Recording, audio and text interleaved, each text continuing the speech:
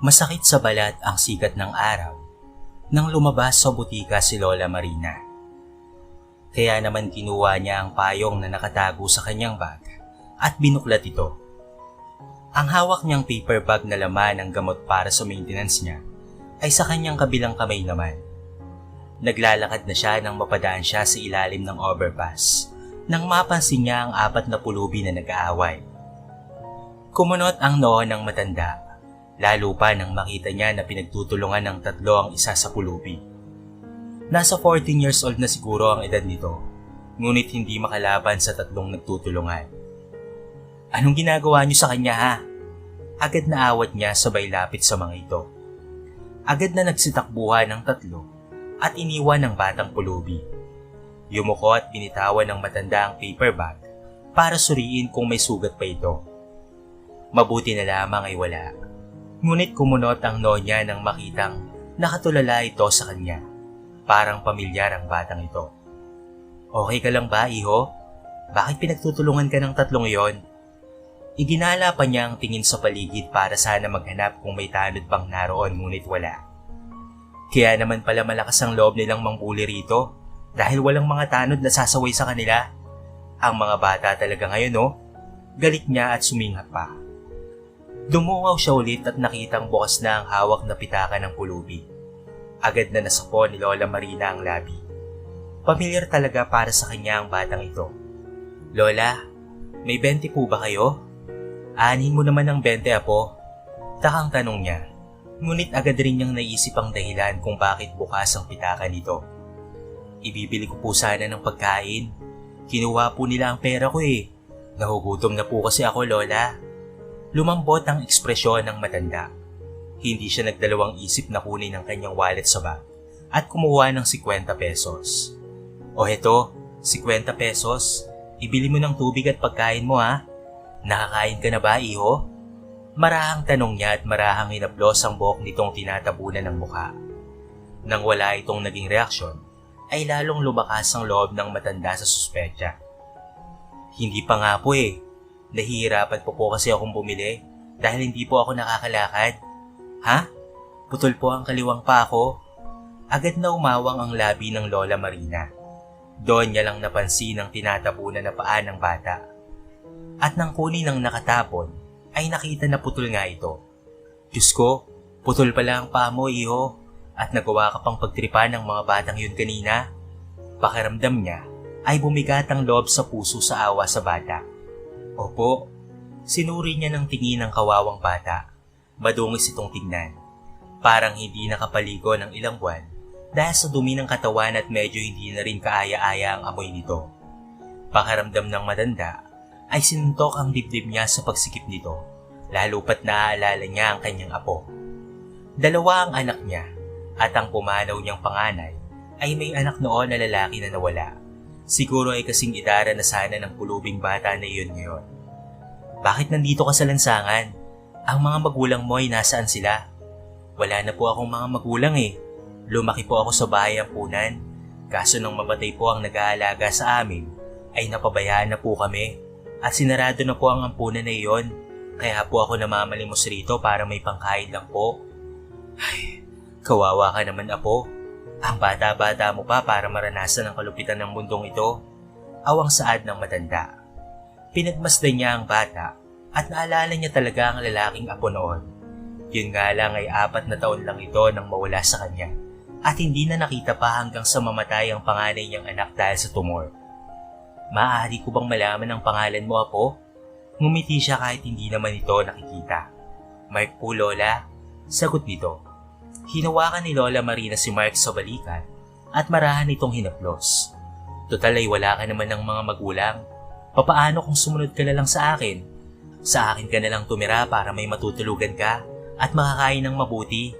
Ang payat mo na saka delikado rito sa labas. Maraming mga adik dito at baka pagtripan ka pa nila. Nakita mo ba yung nangyari sa'yo kanina? Pinagtulungan ka pa para makuha lang ang pera mo. Suwestyon ng matanda. Sila lang rin kasi at ang nag-iisang lalaki rin ang apo niya, ang tao sa kanilang bahay. Patay na ang kanyang asawa at ang apo na anak ng ikalawa niyang anak ang kasama niya sa bahay. Nasa abroad kasi ang ina nito, pero may maayos na trabaho ang matanda bago magretiro.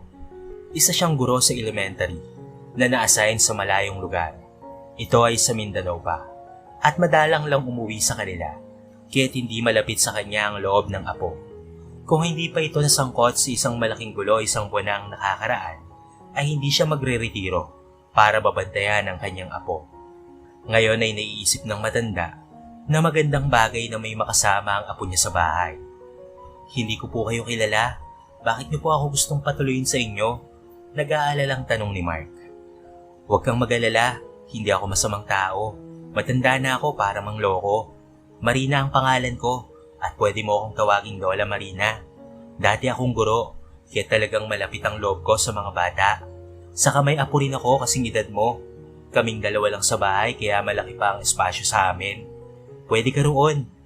Hindi agad nakapagsalita si Mark at matama namang naghintay ang matanda. Alam niyang nahihirapan itong magtiwala sapagkat kakakilala pa lamang nila at hindi siya nito kilala. Pero talagang malapit kasi ang loob niya rito. Hindi niya yun may paliwanag kung bakit. Gusto niyang tulungan ito dahil naaawa siya rito. Okay lang po ba na sa inyo po ako tumira, Lola? Marahang natawa si Lola Marina dahil sa sobrang kagalakan. Oo naman, okay na okay sa akin yon. Sige po, sasama na lang po ako sa inyo, Lola. Galak na iginiya kaagad ng matanda si Mark sa daan. Inalalayan niya ito dahil wala man lamang saklay ang kawawang bata. Pakaramdam niya ay nagkaroon ulit siya ng panibagong apo. Matagal-tagal na rin nang huli siyang nakaramdam ng saya dahil puro sakit sa ulo ang binibigay ng apo niyang si Derek. Maraming salamat sa pagtulong sa akin, Lola ha. Napakabait niyo po. Usal ni Mark habang nagpabiyahe na sila pa uwi sa bahay ng matanda. Napansin ni Lola Marina na mabait pala ito at malambot magsalita, buhat na rin siguro ng kapansanan. Alam mo, naaalala ko kasi sa iyo ang apo ko. Nag-iisa siyang anak ng panganay ko sa pagkadalaga. Mahal na mahal namin yon ng asawa ko dati. Kaso nga lang, ay nawala siya ng 4 na taong gulang pa lamang siya at hindi na nahanap. Hindi namin namalayan na pinasok pala ng kidnapper ang bahay namin habang natutulog kaming lahat at ninakaw ang aking apo. Mula noon ay hindi na namin siya nahanap pa. Kwento niya. Tumango-tango naman si Mark. Ikaw ba? Naaalala mo pa ba ang pamilya mo? Wala na po. Sa bahay ampunan na po ako lumaki. Isang matandang ginang po ang nagpalaki sa akin. Kaya't wala na rin po akong maalala. Hindi rin po siya natikwento sa amin dahil makakalimutin po siya. Kumabog ang dibdib ng matanda. Naisip niyang baka apo niya ang bata dahil parang nagtutugma ang kwento nila. Kaso nga lang, naalala niya na hindi putol ang paa ng kanyang apo. Kompleto ang mga paa nito noon at isa itong masiyahing bata. Buhat rin siguro ng katandaan ay hindi na rin niya maalala ang itsura nito. Baka lang nakita niya na si Mark sa lansangan noon kaya ito ay pamilyar. Dagdag pa na may peklat na hugis bilog sa ilalim ng labi ang kanyang apo. Si Mark ay meron din ngunit mas malaki ito at hindi hugis bilog. Pahaba iyon at malapad. Binaliwala niya na lamang ang naisip at dinala sa bahay ang batang si Mark. Pinakain niya muna ito dahil talagang gutom na ito. Ano yun? Saan ang gagaling ang baho?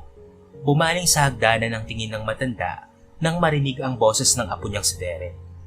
Ang spoiled brat na anak ng ikalawang anak niya. Agad na kumunot ang nonito nang makita si Mark na kumakain sa hapa. Sino yung kasama mo la? Ba't ang baho at ang dumi niya? Walang paghunos diling saad nito at malakas pa ang tinig. Natigil sa pagsubo si Mark ng pagkain at nahiya sa boses na narinig. Ang labi mo, Derek. Maging mabait ka naman. Si Mark itong kasama ko. Mula ngayon ay dito na siya titira. Kalmadong saad ng matanda sa apo. Ano? Hindi na nga tayo mayaman. Magdadala ka pa ng palamunin dito, Lola? Ano ba tayo rito? Bahay ampunan? Bantayan mo nga ang mga salita mo, apo. Yung bunganga mo talaga ang bastos. Kaya ako dinala si Mark dito para may kasama ka. Mabait siya, kahit huwag kang mag-alala. Kailangan pa ba yan, Lola? Marami akong kaibigan, kahit bakit ko pa siya kailangan? Ibalik mo na siya sa kung saan mo man siya kinuwang lansangan. Malaki na yan, kaya niya na ang sarili niya. Baka nga masamang tao pa yan at balak pa talagang magnakaw dito. Katandang tao hindi marunong maglakad papaalis dito? Umawang ang labi ni Lola Marina dahil sa sinabi ng kanyang apo. Pilit na tumayo si Mark at hinagilap ang kanyang saklay. Nakakabigay pa lamang ng matanda kanina. Putol man ang paa nito, ngunit nakakarinig pa rin siya. Kahit nasasaktan ito sa mga sinabi ng apo ng matanda. Pasensya na po Lola. Aalis na lang po ako siguro dito. Huwag niyo na lang pong awayin si Derek. Suminghap si Lola Marina at agad na pinigilan si Mark. Huwag mong pakinggan ang apo ko. Ako ang masusunod dito. Dito ka lang. Kakausapin ko siya. Pagkatapos ay nilapitan niya si Derek. Kung tutuusin, ay mas matanda ng 2 taon si Derek kaysa kay Mark. Pero di hamak na matured mag-isip si Mark kaysa rito. Sobrang spoiled at immature kasi ng apo niya. At iyon ang pinoproblema ng matanda. Ang bunganga mo Derek, wala ka ba talagang respeto ha? Alam mo bang hindi siya nakakapaglakad? At putol ang kanyang isang paa? Huminahon ka naman sa mga pinagsasasabi mo. Umawang ang labi ni Derek at tumalikod lang pagkatapos isuntok ang pader. Agad na nanlamig ang matanda, hindi makapaniwala sa kawalan ng respeto ng apo. Anong pake ko? Wala akong pakialam kung lumpo man yan.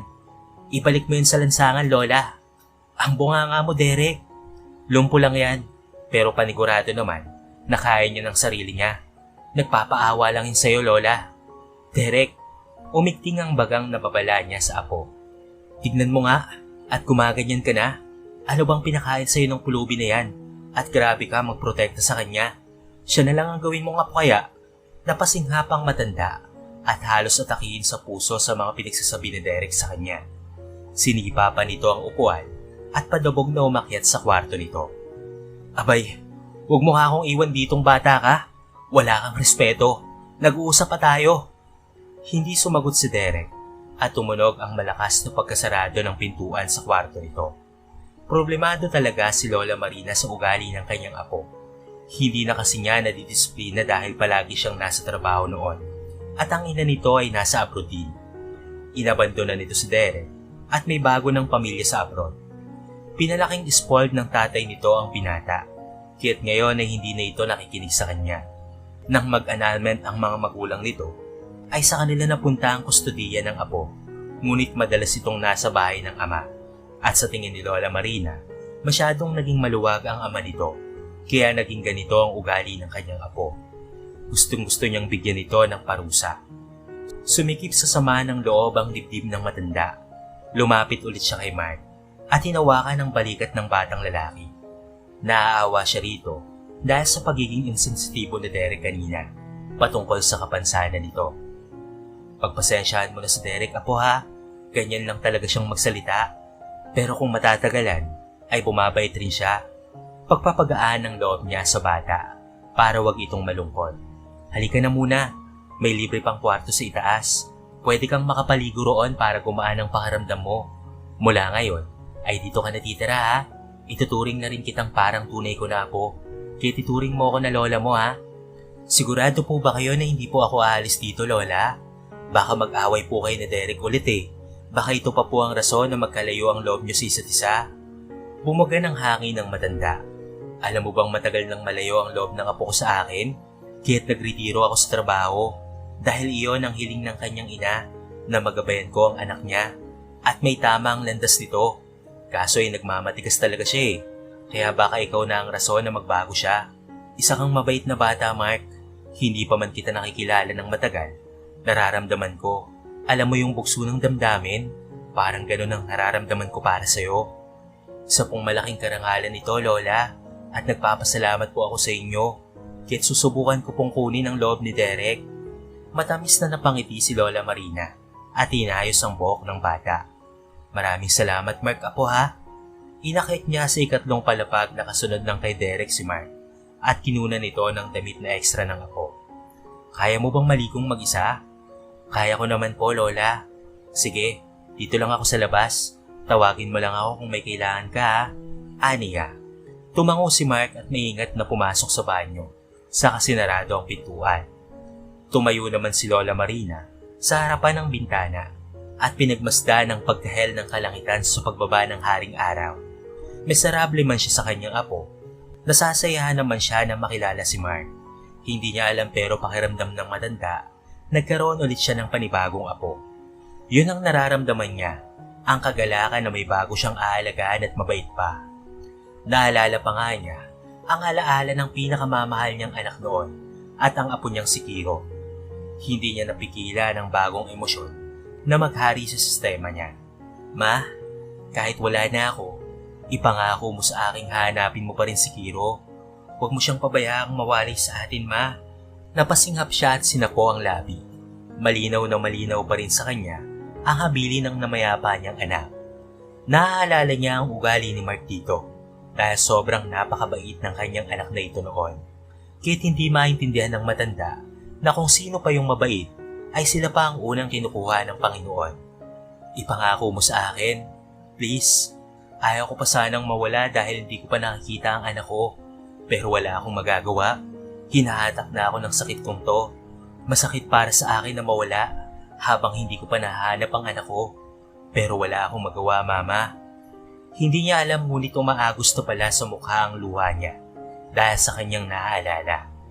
Naisip niyang baka miserable ang relasyon niya sa apo dahil hindi niya nagawa ang pangako sa anak ng mamatay ito. Patawarin mo ako, Betty. Hindi ko nahanap ang anak mo. Wala akong silbing ina. Ba't po kayo umiiyak, Lola? Nagulat siya nang magsalita si Mark sa likuran. Nanindig ang balahibo niya at tila ba nahuli sa ginawa.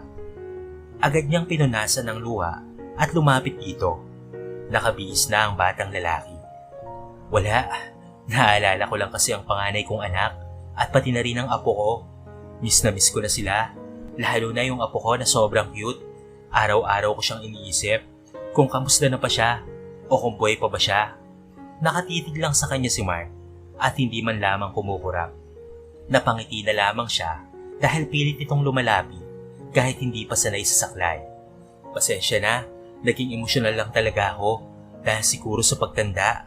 May gusto ka bang ipagawa sa akin, apo? Wala po, Lola. Paabot na lang po ako ng bimpo. Nalagyan po kasi ng sabon ang baba ko habang nagbibihis po ako kanina. Agad namang kinuha ni Lola Marina ang bimpo at iniabot sa bata. Pinagmasdan niyang pahiran nito ang bukal hanggang sa dumapo ang tingin niya sa peklat ni Mark sa ilalim ng labi nito. At malaki nga yun. Bagong peklat lang ba yung nasa ilalim ng labi mo? Tumigil naman si Mark sa pagpahid. Halata kasing kakagaling pa lang ng peklat. Nabangga po kasi ako sa bakal noong isang linggo. Natamaan po itong ibaba ng labi ko. Namunghay ang ekspresyon ng matanda. Naisip niya kung gaano kasakit iyon. Pinagtripan ka na naman ba kaya ka natumba? Hindi ka agad nakasagot si Mark at hinanap ang kama para makaupo siya. Umupo rin si Lola Marina sa tabi nito. Nasanay na po ako roon. Palibasa po kasi, hindi po ako nakakalakad. Kaya alam nilang wala po akong kalaban-laban kahit anong trip nila. Wala bang pumapagitna sa tuwing binupuli ka nila? Nilaro ni Mark ang saklay na hawak habang nalulungkot ang ekspresyon nito. Sa tingin ko ay wala namang pake ang iba kahit nakikita nila ang nangyayari. Sa katunayan, ikaw pa lang po ang unang tumulong sa akin at sumuway sa kanila. Nag-init ang sulok ng mga mata niya. Ramdam na ramdam niya ang kalungkutan sa boses ng bata at tila nilulukot ang puso niya. Masakit ba nang masugatan ka? Nasasaktang tanong niya. Hindi niya iyon maisip ng lubusan, lalo pat malaki ang peklat. Ang importante okay na po ako. Hindi na po siya kumikirot tulad ng una. Ang ikinalulungkot ko lang po kasi ay mukhang natapalan na niya ang unang peklat sa parehong parte. Hinarap siya ni Mark at itinuro ang ibaba ng labi nito kung saan ang peklat. Wala na po ang hugis bilog na peklat, hindi po ba? Nanindig sa kinuupuan ng matanda. Hindi niya alam ang isasagot at nasapo ang labi sa sinabi ng bata. May hugis bilog po kasi na peklat rito noon. Sabi ng nagpalaki sa akin sa bahay ampunan, mula pagkabata ko raw po ay nandun na po yun. Perpekto nga po ang hugis ng pagkabilog nun eh. Tumubo ang kaba sa sistema niya. Malakas na kumabog ang dibdib ng matanda at napatayo sa pagkakaupo. May hugis bilog ka ring peklat sa ilalim ng iyong labi? Nanginig ang labi niya. Hindi makapaniwala si Lola Marina, lalo pat muling sumanib sa isipan niya kung bakit pamilyar si Mark. Inborn daw po yun. Mula pa lang daw po pagkabata ko ay meron na daw po akong peklat dito. Suminghap siya. Sabihin mo nga sa akin, inborn din ba ang pagkalumpo mo, apo? Kinakabahang tanong niya. Hindi po, 3 taon pa lang po ang nakakaraan nang maputol po itong paa ko dahil nasagasaan ng truck. Hindi po ito inborn. O Diyos ko, ikaw nga ang apo ko. Ikaw si Kiro, Mark. Ang 10 taon ko nang nawawalang apo. Hindi nagsayang ng pagkakataon si Lola Marina at agad na inabot ang bata para mahigpit itong yakapin. Humagulgol siya at sinapo ang mukha nito. Ikaw po si Lola Precious? Nautal na usal ni Mark. Lalong bumuhos ang luha ni Lola Marina. Ako nga si Lola Precious mo. Lola Precious kasi ang tawag ni Kiro noon dahil iyon din ang tawag sa kanya ng nabayapang asawa. Si Kiro at ang asawa lamang ang tumatawag sa kanya noon at walang ibang nakakaalam nito. Lola Precious, o Kiro, apo ko, ilang taon ka naming hinanap ng mama mo noon. Tumulo na rin ang luha sa mga mata ni Mark. Naalala na rin ito ang iilang alaala sa lola at nakilala ang boses na malambing magsalita. Nasaan na po si Mama, Lola? Humikbi siya dahil doon. Matagal na siyang nawala, apo. Namatay sa kanser ang mama mo. Napasinghap ang batang lalaki at humagulgol ng iyak sa nalaman. Kapwa nagsiiyakan ng maglola. Pero huwag kang mag-alala, namatay siyang may ngiti sa mga labi. Ipinangako ko sa kanyang hanapin kita. At sa wakas, nahanap na rin kita. Magiging masaya na ang mama mo nito. O Diyos ko, napakasaya ko. Niyakap siya ng kanyang apo. Walang mapagsidla ng saya sa dibdib ni Lola Marina. Hindi niya inaasahan na darating ang panahon na makikita at makakasama ulit niya ang pinakamamahal na apo. Sa wakas ay natupad na rin ang hinahangad ng anak niya. Kaya naman pagkatapos malaman ang lahat-lahat, ay nagtungo ng sementeryo ang matanda at kasama nito si Kiro upang puntahan ang puntod ng kanyang ina. Magandang araw po. Ako po si Kiro. Pasensya na po at ngayon lang po ako nakabalik, Mama. Tahimik lang at pinagmamasdan ni Lola Marina ang kanyang apo habang hinaaplos-saplos nito ang lapida ng ina. Namumula pa rin ang mga mata niya at mahinang humiikbi samantalang kagat ni Kiro ang labi para wag lang mabasag ang boses. Sobrang nakakamangha na sa murang edad nito ay sobrang lakas ng loob ng bata dahil na rin siguro sa mga pinagdaanan nito sa buhay. Kaya't lumakas ang loob nito at naging mature mag-isip. Pasensya na po kung natagalan ako. Hindi ko rin kasi alam. Bata pa po ako noon. Wala po akong kaide-ideya kung bakit po ako napunta sa bahay ampunan. Hindi ko rin po makilala ang pamilya dahil napakabata ko pa po noon. Limitado lang rin po ang alaala ko sa inyo. Pero mahal na mahal ko po kayo, Ma. Marahang inaplos nito ang nakaukit na pangalan ng ina para mabasa nito. Sinapol ni Lola Marina ang panyo ang labi niya. Hindi niya kayang masaksihan ang tatlong iyon, pero kailangan niyang magpalakas ng loob. Masaya siya para sa anak at apo. Ang daya, nawala kayo kaagad.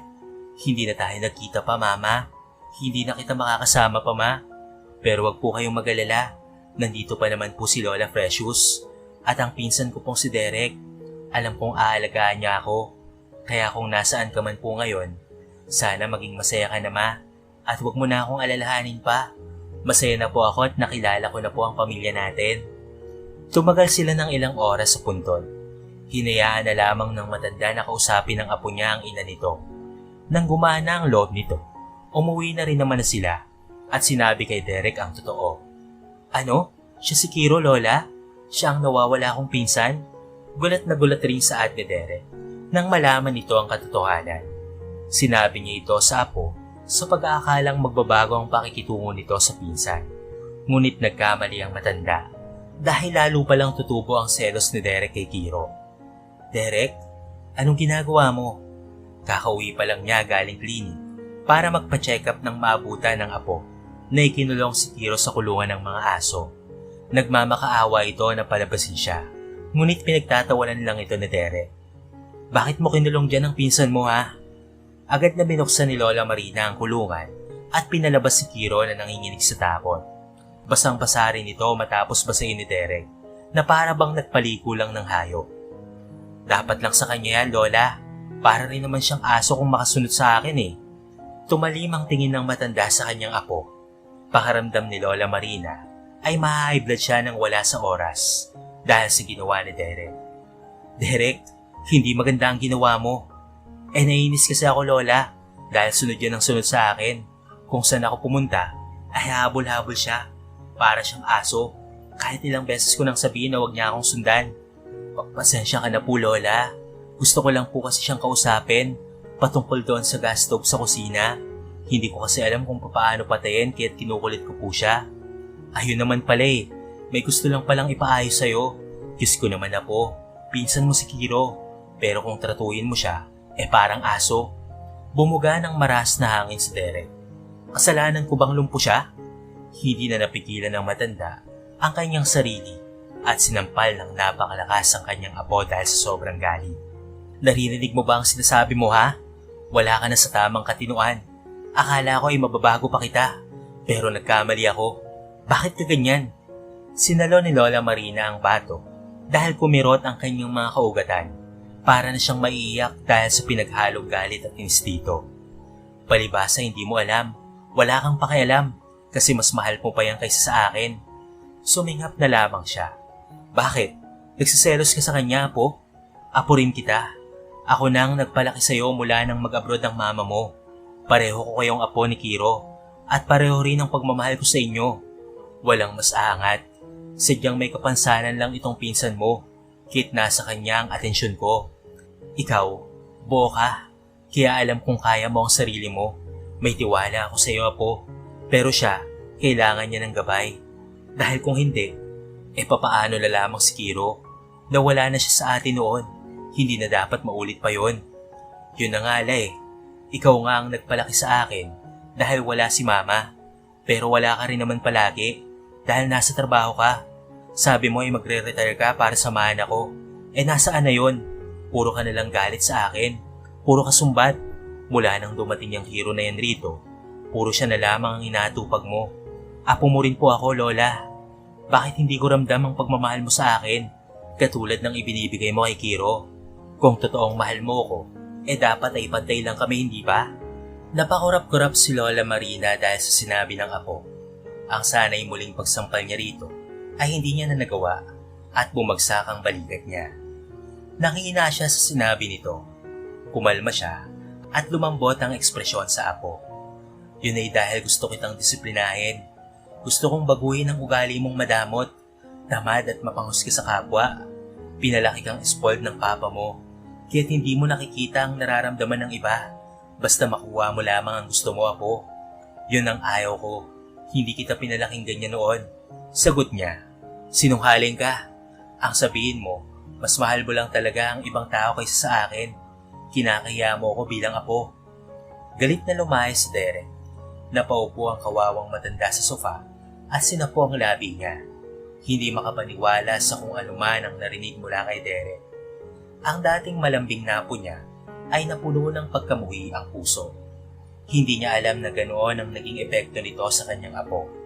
Lola Precious, nilingon niya si Kiro na nagsusumikap na lumapit sa kanya. Huwag po kayong panghinaan ng loob. Nandito lang po ako. Humikbi ang kanyang lola. Bigla siyang nanghina. Sinabunutan niya ang kanyang sarili. Gusto ko lang namang baguhin ang ugali niya, Kiro. Bakit hindi yun maintindihan ng pinsan mo? Umupo sa tabi niya ang apo at hinaplos ang likuran niya. Basa ang binata at nilalamig ngunit mas nangingibabaw ang pag-aalala niya sa kanyang lola. Naiintindihan ko naman po si Derek la. Nararamdaman ko pong gustong-gusto niyang bigyan mo siya ng atensyon at huwag puro pagalit at pangaral. Ilang taon kang nagtrabaho sa malayong lugar. Kahit nananabik ang pinsan ko sa pagmamahal ng isang ina. Dahil wala rin ang mama niya para gawin iyon. Si tita ay may bago na ring pamilya sa abroad at ikaw na lamang ang meron siya. Iyon ang gusto niyang iparating sa'yo, Lola. Mahal ko siya, Apo. Kaya ako nga ginawa ito para sa kapakanan niya. Hindi porket mabait ako sa'yo at palagi kang inaalalayan ay hindi ko na siya mahal. Disable ka at nangangailangan. Ilang taon kitang hindi nakasama kahit bumabawi lang ako sa'yo at ito ang pangako ko sa mama mo. Siya, noon ko pa sinusuportahan. Lahat ng gusto niya ay binibigay ko naman. Iyak ng matanda. Marahang tumango si Kiro at ngumiti sa kanya upang pag-aangin ang loob niya. Naintindihan po kita, Lola. Pero sapat na po sa akin na makasama ko po kayo ulit. Hindi mo na kailangang bumawi sa akin, La. Sa kanya ka bumawi. Paniguradong bibigay rin yan sa Derek at maiisip niyang mahal na mahal mo siya. Sa tingin mo ay magbabago pa ba ang isip niya? Bigyan lang po natin siya ng panahon, La. Maghihilom rin ang hinanakit ni Derek sa inyo. Marirealize niya na tama kayo at mali siya na nagtanim siya ng galit sa inyo. Kaya naman kahit hindi na bumalik ng bahay si Derek, hindi ito pinilit ng matanda na umuwi. Hinayaan niya na lamang ang kanyang apo na makapagliwaliw. Sinunod niya ang advice ni Kiro. Namamangha si Lola Marina na sa edad ni Kiro ay sobrang matured na talaga nito. Mapangunawa, mapag-intindi at mapagmahal. Sa kabila ng ginawang kasamaan ng pinsan dito, ay nagawa pa rin itong mag-intindi at magpatawad sa kanyang pinsan. Para itong isang anghel na hinulog sa langit. Humingi ako ng tawad sa mga sinabi ko sa iyo ng araw na iyon, Apo. Hindi sinasadya ni Lola. Nadala lang talaga ako ng nararamdaman ko ng araw na iyon. Iginapang ni Lola Marina ang kamay sa ibabaw ng mesa para maabot ang kamay ni Derek. 4 na buwan na ang lumipas mula nang lumayas ito at ngayon lang nagkaroon ng lakas ng loob ang matanda para kausapin ito. Si Derek ay nakatingin lamang sa kanya at walang reaksyon. Pasensya ka na kung lumaki kang naghahanap ng aruga ng isang ina, ha? Pasensya na kung wala palagi si Lola sa mga panahon na iniwan ka ng mama mo at kailangan mo ko. Pasensya ka na talaga, Apo. Umiwas lamang ng tingin si Derek at binawi ang kamay niya. Sa kaibigan niya ito tumutuloy sa kasalukuyan at 1 buwan na mula nang tumigil sa pag-aaral. Gagraduate na sana ito ng senior high school at magka-college na sana. Pero naiintindihan kong hindi mo pa mapapatawad si Lola. Maghihintay ako kung kailan magbabago ang isip mo, Apo. Basta isipin mo lang na nandito ako palagi sa'yo at susuportahan ka sa gusto mo.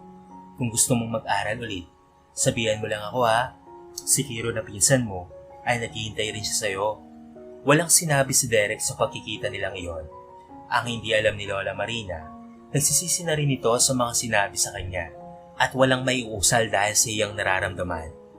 Hindi kaya ni Derek na harapin ang kanyang lola dahil na-realize din ito kung gaano ito kamali at naging pasaway.